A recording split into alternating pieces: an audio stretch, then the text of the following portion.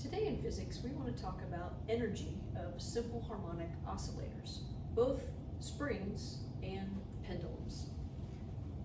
The relationship between kinetic energy and potential energy in a simple harmonic motion is constant.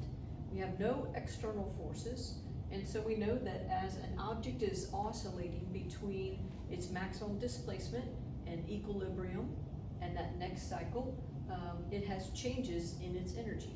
If it's moving faster, it would have more kinetic energy.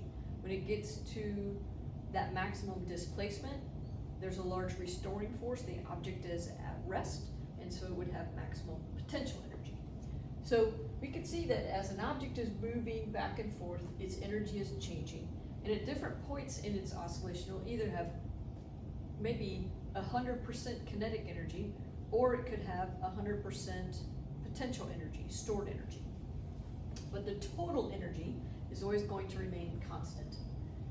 So for a mass on a spring, when the object is at rest, so if this mass gets displaced away from equilibrium and we allow it to oscillate back and forth in simple harmonic motion, when it's at its farthest position away, like down at the bottom and up at the top, it has maximum potential energy and it's at rest. When the object is swinging through that equilibrium position, so right between the two ends, it would be moving its very fastest, and all of that energy would be kinetic energy.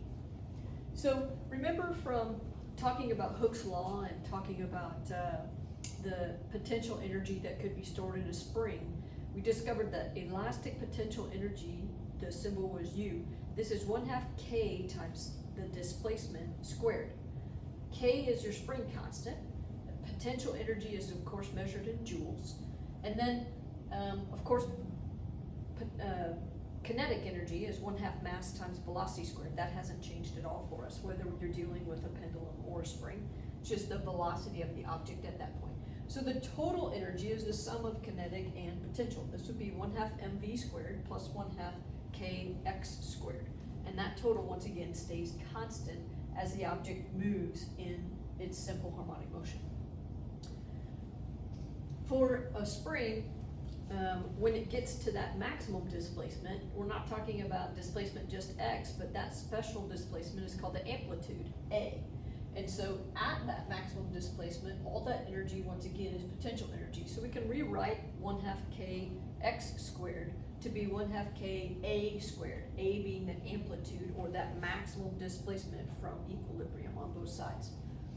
At x is 0, of course, it's all potential energy, and so you have 1/2 mv squared, and that would be the maximum velocity also as that swings through the equilibrium point.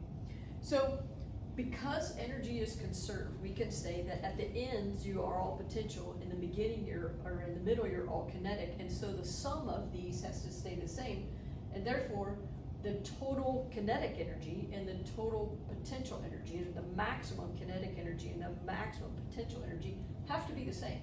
So we could say 1/2 mv max squared is equal to 1/2 ka squared.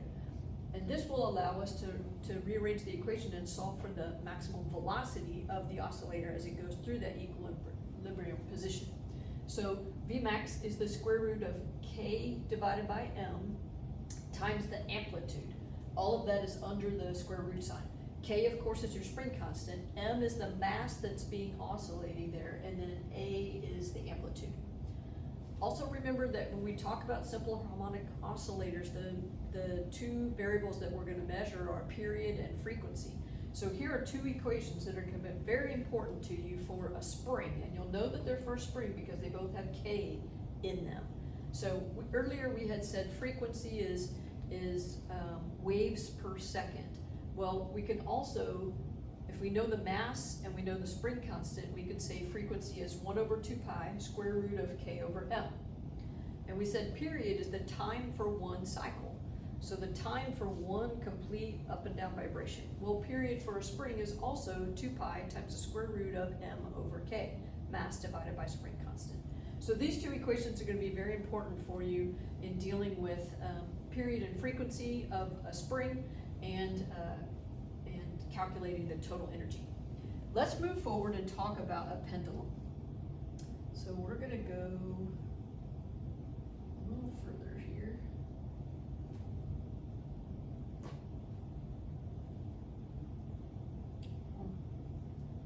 Okay, so a pendulum is very similar to a spring in that a pendulum has an equilibrium position, and then we can put some energy into it and pull an object away from that equilibrium position. When we do that, there is a restoring force that wants to bring that object back to equilibrium. So if we take our pendulum and allow it to hang freely, it's at equilibrium. If we pull it away from equilibrium, there's tension in the rope, gravity pulling down on the mass here, and so there is a net restoring force back in this direction along the arc of the curve. This net restoring force wants to bring this back to equilibrium. Okay, what does this depend on? Well, it depends on the mass that we have, it depends on gravity, of course, and it depends on the length of the pendulum. So this says that the net force at any time as this is oscillating back and forth, the net force acting on the pendulum is equal to negative, right, opposite direction, mg divided by L times S. This is the arc length distance. S is the distance along the arc length that we're traveling here. This is the same linear force as the spring, but we have a different constant, right? F net was K times displacement.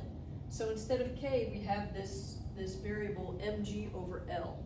And instead of X for linear displacement, we have S for arc length displacement. So it's still looking like Hooke's law, with a little different constant as specific for a pendulum.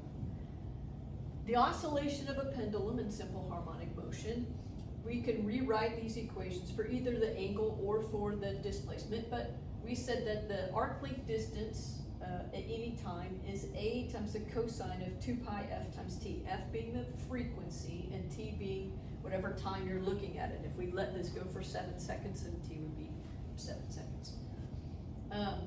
But the thing I want to draw to your attention here is this kind of concept about the relationships with a pendulum. So if you have a high frequency pendulum, you're going to have something that's going to oscillate back and forth very often. It's going to be a very short pendulum. So we shorten the pendulum and swing, and it will go back and forth really quickly. But a low frequency is going to be a long pendulum like this. So the frequency and the length are very closely related to each other. They do have an inverse relationship, however. Think about the legs of a chihuahua going back and forth. They're very, very quick, right? So they have a high frequency, as opposed to the legs of a German Shepherd or a Great Dane that have these big long legs and take these big long strides. So they have a lower frequency because they have a longer pendulum. If we want that pendulum to swing back and forth faster, we have to shorten it. And this is something that we find in running, certainly. We want to run faster, you got to shorten the pendulum, so we swing back and forth quicker by bending our knees. These are your two equations for the period and the frequency of a pendulum. They're kind of similar to the equations for the period and frequency of a spring, but you'll need to distinguish between the two. Notice that there's no K in here because there's no spring constant in a pendulum. But the length of the pendulum is very important. The also thing that's interesting is that there's no mass in this equation.